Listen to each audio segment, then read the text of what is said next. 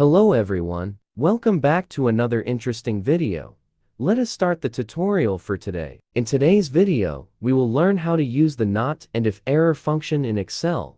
The NOT function is used in Excel to check if one value is not equal to another. If we give true, it will return false, and vice versa. So, basically, we'll always return a reverse logical value. If I enter the NOT function and say if the value in cell B4 is equal to 94, it returns false, but the value is 94 only, and the function returns the reverse logical value. Once we drag the formula to the end of the list, others are not 94, but return true. Let us tweak the formula to check if the value is greater than 100. It is indeed greater than 100. And hence it is returning true. Drag the formula to see changes based on values in column B.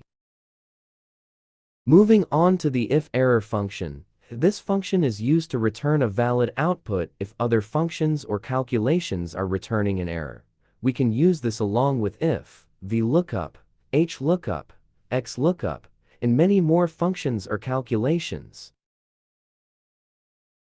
Let us divide the dividend and divisor and drag it to the end of the list. You can see two of the outputs are returning an error. So we can use the IFERROR function to return, for example, blank instead of an error value. We use double inverted commas 2 times to return blank in Excel. We can also return any particular text when an error occurs. Drag it to see the changes getting updated. Thank you for watching this amazing tutorial. If you have not watched my previous videos, make sure to watch them.